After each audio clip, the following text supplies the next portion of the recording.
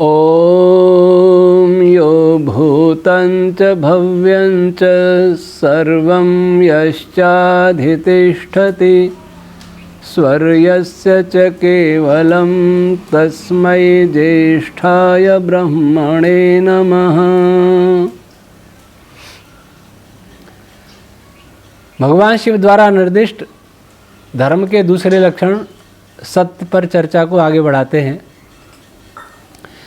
जैसा कि कल बताया, महर्षि व्यास जी ने कहा कि जैसा आत्मा में वैसा मन में होवे, जैसा मन में है वैसा वाणी में होवे, अर्थात इंद्रियों में होवे, सभी में, वाणी में, आँख में, कान में, सब में, और वैसा कर्म में भी होवे। अगर इनमें समानता है तो हमारे जीवन का संगीत अच्छा रहेगा। हारमोनियम का एक स्वर कहीं चले और दूसरा कहीं चले, तीसरा कहीं चले, अथवा हारमोनियम कुछ गा रहा है, गाने वाला कुछ गा रहा है, ढोलक वादक कहीं जा रहा है, मजीरे वाला कहीं जा रहा है, तो वो संगीत बिगड़ जाएगा। वैसे जीवन के संगीत में ये सारे यंत्र हमारे, उनमें समानता होनी चाहिए, एकता होनी चाहिए, एक रूपता होनी चाहिए। कठोपनिषद में आत्मा को रथी बताया है और बुद्धि को सारथी, मन को लगाम और इंद्रियों को घोड़े और विषयों को मार्ग। अगर रथी, अर्थात रथी कहते हैं रथ के मालिक को, रथ के मालिक के आज्ञा के अनुसार सारथी रथ चला रहा है और लगाम को कस के पकड़े है और लगाम से घोड़े नियंत्रित हैं, तो वो सही मार्ग पर जाएंगे। और नहीं तो मालिक कुछ कहे, सारथी कुछ करे, सारथी के हाथ में लगाम भी कमज़ोर हो, तो फिर घोड़े कहाँ जाएंगे कोई नहीं जानता। इसलिए जीवन के संगीत में इन सब में एक रूपता होनी चाहिए। इस एक रूपता का नाम ही है सत्य, जिसमें कहीं कोई उलझन नहीं है, कोई फसावट रुकावट नहीं है, कोई तोड़ मरोड़ नहीं है। लेकिन इस पर विचार करें तो जैसे एक आदमी अंधे को अंधा बोल रहा है, तो है तो सत्य, बिल्कुल एक रूपता है। आत्मा भी जानता है कि यह व्यक्ति अंधा है, वाणी भी और मन भी जानता है, फिर वाणी भी अंश को अंधा बोले तो क्या ये सत्य हो गया? इसलिए महर्षि व्यास जी ने कहा नहीं, ये सत्य नहीं। सत्य ऐसा जो सबके हित में हो। अंधे को अंधा कह के चिढ़ाने में किसी का हित नहीं, उसका तो हित क्या होगा, हमारा भी हित नहीं और किसी का हित नहीं, इसलिए वो सत्य नहीं। भगवान ब्रह्मा जी ने महाभारत में कहा है, सत्य वचनम श्रेयः सत्य ज्ञानम च दुष्करम। सत्य बोलना श्रेष्ठ है, लेकिन सत्य का ज्ञान बहुत दुष्कर है, बहुत कठिन है। फिर लिखा कि जो भूतों के, प्राणियों के अत्यंत हित में हो वही सत्य है। ये मुख्य लक्षण है, एक के हित में नहीं। जैसे एक चोर चोरी करते पकड़ा गया और हमने उसे बचाने के लिए झूठ बोल दिया और कहेंगे कि उसका हित हुआ, नहीं हुआ, उसका भी नहीं हुआ और बहुतों का अहित भी हुआ। जिएगा जब तक चोरियां ही करेगा तो कितनों का अहित होगा। इसलिए उसके लिए अगर असत्य बोल दिया जाए तो असत्य ही है, लेकिन अगर धर्म की रक्षा के लिए सत्य बोल दिया जाए, जैसा महाभारत में हुआ, अश्वत्थामा मारा गया, ये किसने प्रेरणा दी थी? धर्मराज को बोलने की कृष्ण भगवान ने दी थी। और कृष्ण भगवान धर्म का साक्षात अवतार से, उनके शत्रु भी कहते थे यतः कृष्ण ततो धर्म। जहाँ कृष्ण है वहीं धर्म है, और जहाँ धर्म है वहाँ विजय है। तो कृष्ण भगवान ने अधर्म कैसे कर दिया? यही महर्षि ब्रह्मा जी की परिभाषा याद आती है, ये व्यास जी की आती है कि जिससे अत्यंत हित हो भूतों का। द्रोणाचार्य चले गए लेकिन धर्म की वजह होगी क्योंकि द्रोणाचार्य अधर्म का पक्ष ले रहे थे। उस समय वो अधर्म की साक्षात मूर्ति बन चुके थे, इसलिए वो मिथ्या भाषण मिथ्या नहीं था, सत्य था। अब श्री राम के जीवन में चलते हैं। श्री राम के जीवन में जब श्री राम वन को जा रहे हैं, सुमंत्र उनको छोड़ने जा रहे हैं रथ पर, दशरथ जी पीछे दौड़ रहे हैं। दशरथ जी कह रहे हैं सुमंत रथ रोको, और श्री राम जी कह रहे हैं कि सुमंत रथ आगे बढ़ाओ। तो सुमंत कहते हैं कि महाराज कह रहे हैं रथ रोको, आप कह रहे हैं रथ आगे बढ़ाओ, मैं किसका आदेश मानूं? क्या नहीं तुम आगे चलो। कि महाराज पूछेंगे रथ रोका नहीं तो क्या कहना? क्या कहना मैंने सुना नहीं, ये भी मिथ्या भाषण हुआ। पर भगवान श्री राम ने क्या कहा कि इसीलिए कहना क्योंकि इसी में सबका हित है। हम जितनी देर रुकेंगे उतनी देर पिताजी का मोह बढ़ेगा और नागरिक हमारे पीछे आते जाएंगे, इससे सबको कष्ट होगा। यहां से जितनी शीघ्रता से हम निकल जाएं उतना ही सबके हित में है। तो ये मिथ्या भाषण हो गया, लेकिन नहीं, ये सत्य भाषण है क्योंकि सबका हित उसमें छिपा था। भगवान श्री राम का कोई स्वार्थ नहीं था इसमें। स्वार्थी होते तो राजा बन जाते। दशरथ जी ने खुद ही कहा था मुझे बंदी बना के राजा बन जाओ। पहले लक्ष्मण जी ने कहा था, फिर महाराज दशरथ ने स्वयं कहा कि तुम राजा बन जाओ, मेरी बात मत मानो। कि नहीं, ये कैसे हो सकता है? अब ऋषि दयानंद के जीवन में आए। ऋषि दयानंद जब साधु बन गए, शुद्ध चैतन्य की दीक्षा ले ली नैष्ठिक ब्रह्मचारी की, तो सिद्धपुर के मेले में आ गए। एक किसी वैरागी ने देख लिया था रास्ते में कि ये तो मूलशंकर है, क्योंकि प्रसिद्ध व्यक्ति के प्रसिद्ध पुत्र थे।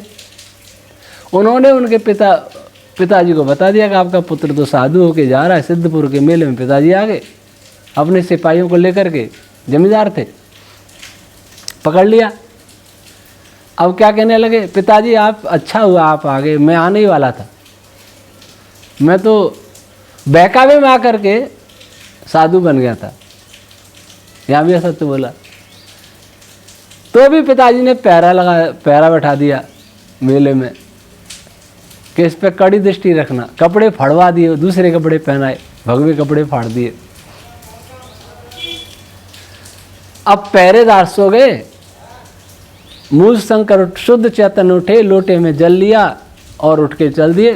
कोई पूछेगा कहाँ जा रहे हो? कि शौच के लिए जा रहा हूँ, इसलिए लोटा इसलिए हाथ में लिया और लोटा लेकर के रवाना। और एक बट के वृक्ष की चोटी पर जाकर के वहाँ बैठ गए ऊपर। सिपाही आए, जगह तो पिताजी आए, कहाँ है मूलशंकर, कहाँ है? सब जगह ढूंढे, मिले नहीं। ये अंतिम मिलन था पिता पुत्र का। तो ये भी सत्य बोल दिया, लेकिन ये भी सर्वहित में था। सत्य बोल देते, पिटाई भी होती और वापस घर पकड़ के ले जाते, फिर आखिर उन्हें छोड़ना पड़ता। तो इसलिए लिखा कि जिसमें सब भूतों का हित हो वही सत्य है। अब दुकानदार व्यापार चलाने के लिए झूठ बोले, ये कह दे कि इसमें मेरा भला है, नहीं, ऐसा नहीं है, सबका हित हो। और ठगी से पैसा कमाने में मेरा भी हित नहीं, क्योंकि मुझे कर्मों का फल भोगना पड़ेगा। आज कमा लूंगा, उसे कई गुना भोगना पड़ेगा, तो मेरा भी हित नहीं हुआ। हित में और रुचि में थोड़ा अंतर समझ ले। हित के लिए बोला जाता है, सर्वहित के लिए, रुचियों के लिए नहीं। रुचियां तो सबकी अलग अलग होती हैं, कभी एक हो ही नहीं सकती, लेकिन हित सबके एक होते हैं। हित का अर्थ है जिससे अपना धारण पोषण होता हो,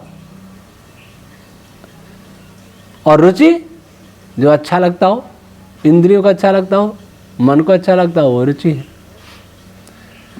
मधुमेह का रोगी है, उसे मिठाई बहुत अच्छी लगती है, लेकिन उसमें उसका हित नहीं है।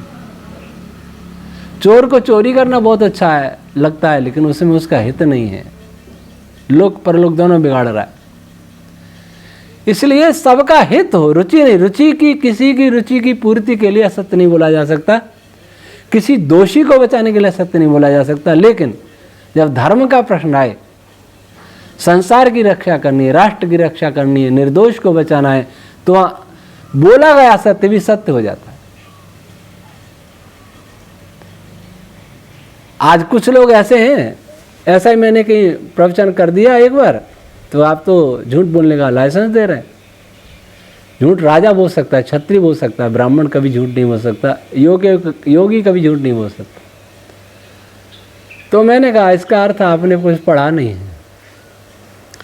महाभारत में एक बहुत प्रसिद्ध क्षत्रिय थे भीष्म पितामह, और उन्होंने धर्म के लक्षण, राजा के लक्षण बताए, क्षत्रिय के लक्षण बताए, धर्म बताए। तो सब दो लक्षण मुख्य बताए राजा के और क्षत्रिय के, जितेंद्रिय और सत्य। क्षत्रिय को जितेंद्रिय होना चाहिए, इंद्रियों पर उसे पूर्ण नियंत्रण होना चाहिए, और उसे सत्यवादी होना चाहिए। तो राजा कभी झूठ नहीं बोल सकता, राजा को झूठ बोलने का कोई अधिकार नहीं, अधिकार तो किसी को भी नहीं है। पर उन्होंने कहा क्षत्रिय झूठ बोल सकता है, मैंने ऐसा नहीं है। जो मैं बता रहा हूं वो झूठ है ही नहीं, वो सत्य है।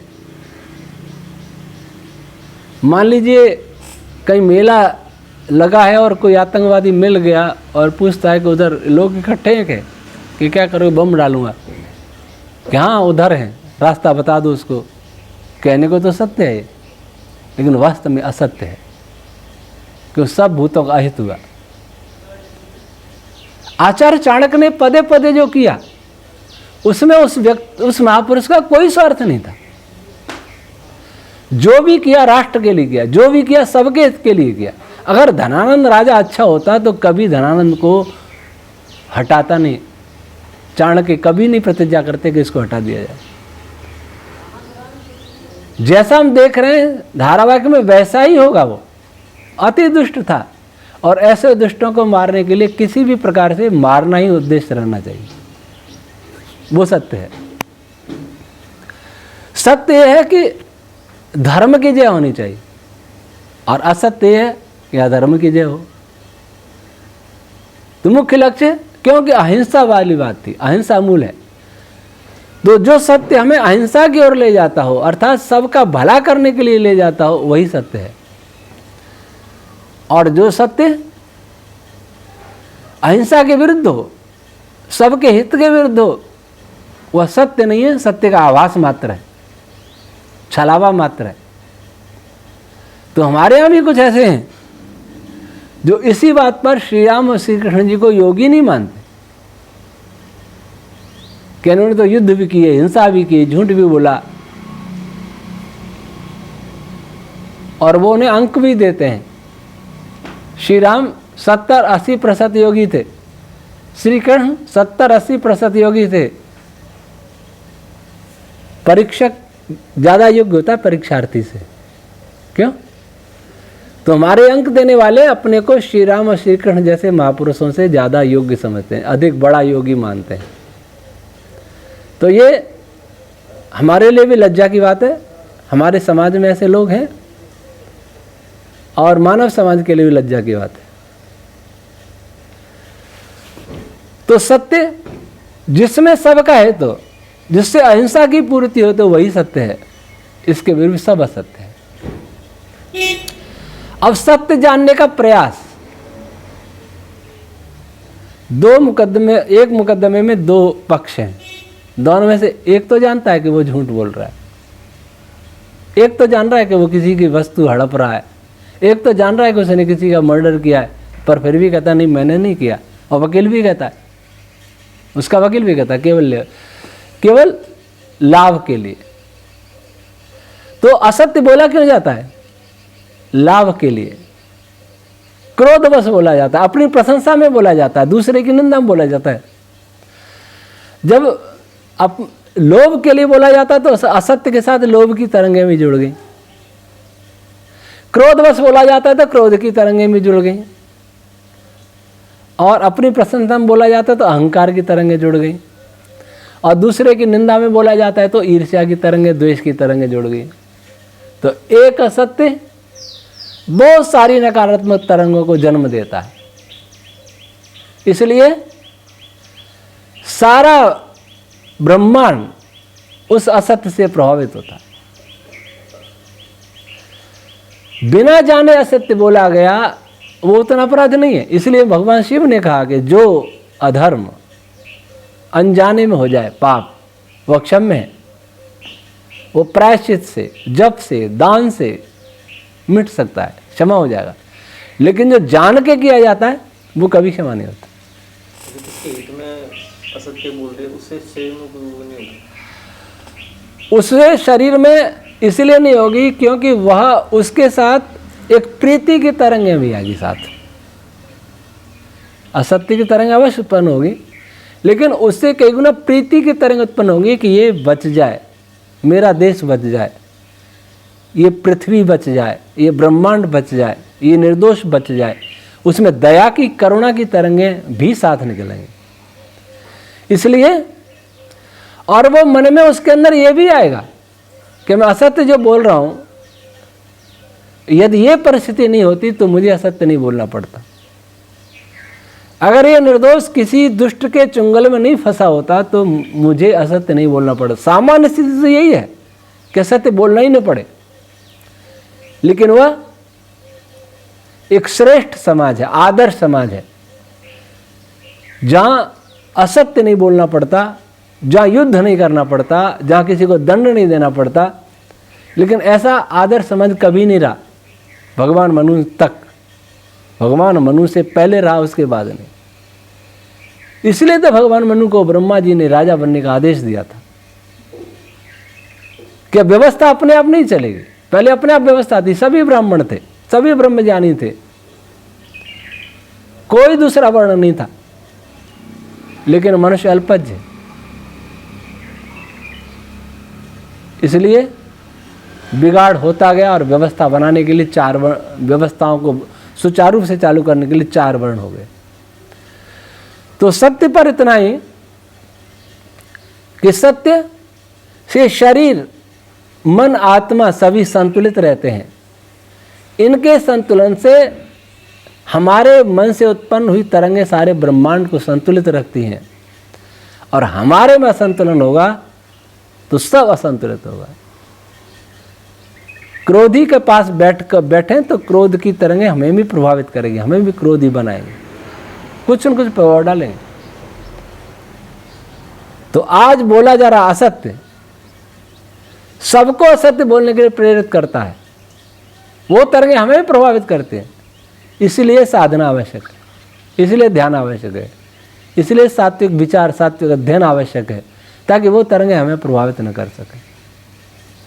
तो ये दो लक्षण हुए। अब अगला लक्षण कल इस पर चर्चा करेंगे, सभी प्राणियों के प्रति दया का भाव। ये तीसरा लक्षण भगवान शिव ने बताया। ओम शम।